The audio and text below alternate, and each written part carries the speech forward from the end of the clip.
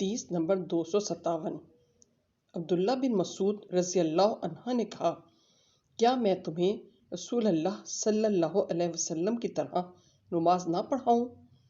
تو انہوں نے نماز پڑھائی اور صرف پہلی مرتبہ اپنے دونوں ہاتھ اٹھائے۔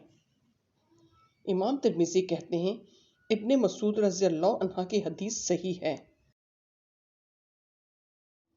حدیث نمبر 258۔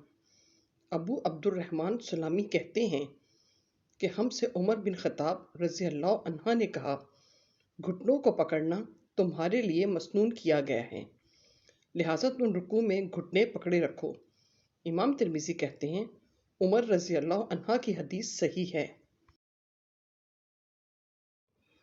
حدیث نمبر 260۔ عباس بن سہل بن سعد کا بیان ہے کہ ابو حمید، ابو اسید، سہل بن سعد اور محمد بن مسلمہ رضی اللہ عنہم چاروں اکٹھا ہوئے تو ان لوگوں نے رسول اللہ صلی اللہ علیہ وسلم کی نماز کا ذکر کیا۔ ابو حمید رضی اللہ عنہ نے کہا، میں رسول اللہ صلی اللہ علیہ وسلم کی نماز کو تم سب سے زیادہ جانتا ہوں۔ آپ صلی اللہ علیہ وسلم نے رکوع کیا تو اپنے دونوں ہاتھ اپنے دونوں گھٹنوں پر رکھے، گویا آپ انہیں پکڑے ہوئے ہیں۔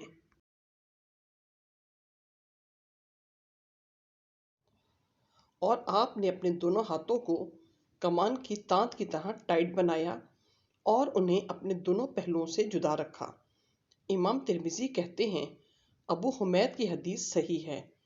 اس باب میں انس رضی اللہ عنہ سے بھی روایت ہے، اسی کو اہل علم نے اختیار کیا ہے کہ آدمی رکوع اور سجدے میں اپنے دونوں ہاتھوں کو اپنے دونوں پہلوؤں سے جدا رکھے۔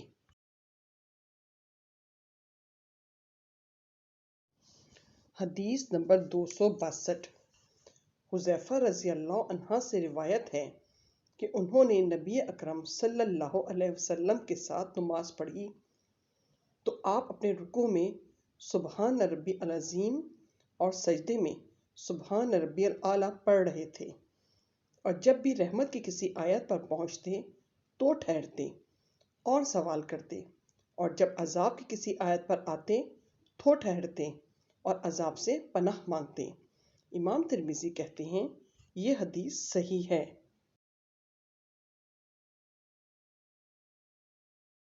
حدیث نمبر 264۔ علی ابن ابی طالب رضی اللہ عنہ سے روایت ہے کہ نبی اکرم صلی اللہ علیہ وسلم نے ریشمی اور کسم کے رنگے ہوئے کپڑے پہننے، سونے کی انگوٹھی پہننے اور رکوع میں قرآن پڑھنے سے منع فرمایا۔ امام ترمذی کہتے ہیں علی رضی اللہ عنہ کی حدیث صحیح ہے۔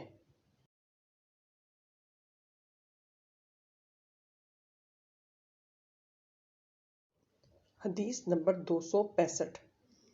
ابو مسعود عقبہ بن عمرو انصاری بدری رضی اللہ عنہ کہتے ہیں رسول اللہ صلی اللہ علیہ وسلم نے فرمایا، اس شخص کی نماز کافی نہ ہوگی جو رکوع اور سجدے میں اپنی پیٹھ سیدھی نہ رکھے۔ امام ترمذی کہتے ہیں ابو مسعود انصاری کی حدیث صحیح ہے۔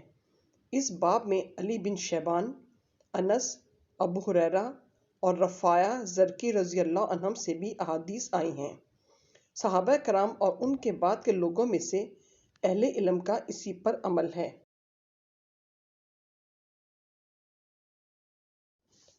آدمی رکوع اور سجدے میں اپنی پیٹھ سیدھی رکھے۔ شافعی، احمد اور اسحاق بن راہویہ کہتے ہیں کہ جس نے رکوع اور سجدے میں اپنی پیٹھ سیدھی نہیں رکھی تو اس کی نماز فاسد ہے، اس لیے کہ نبی اکرم صلی اللہ علیہ وسلم کی حدیث ہے، اس شخص کی نماز کافی نہ ہوگی جو رکوع اور سجدے میں اپنی پیٹھ سیدھی نہ رکھے۔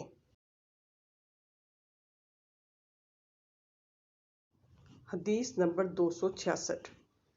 علی ابن ابی طالب رضی اللہ عنہ کہتے ہیں رسول اللہ صلی اللہ علیہ وسلم جب رکوع سے سر اٹھاتے تو ترجمہ: اللہ نے اس شخص کی بات سن لی جس نے اس کی تعریف کی، اے ہمارے رب، تیرے ہی لیے ہے آسمان بھر، زمین بھر، زمین و آسمان کی تمام چیزیں بھر، اور اس کے بعد ہر اس چیز بھر جو تو چاہے کہتے، امام ترمذی کہتے ہیں علی رضی اللہ عنہ کی حدیث صحیح ہے۔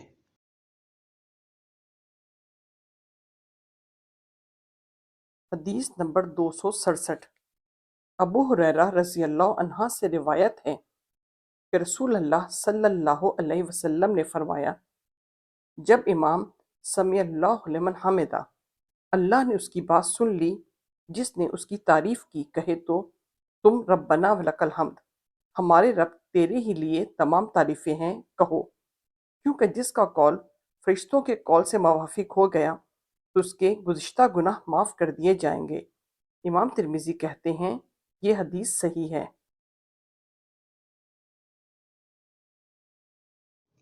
حدیث نمبر 270 ابو حمید سعدی رضی اللہ عنہ سے روایت ہے کہ نبی اکرم صلی اللہ علیہ وسلم جب سجدہ کرتے تو اپنی ناک اور پیشانی خوب اچھی طرح زمین پر جماتے اور اپنے دونوں ہاتھوں کو اپنے دونوں پہلوؤں سے دور رکھتے اور اپنی دونوں ہتھیلیوں کو دونوں شانوں کے بالمقابل رکھتے۔ امام ترمذی کہتے ہیں ابو حمید کی حدیث صحیح ہے۔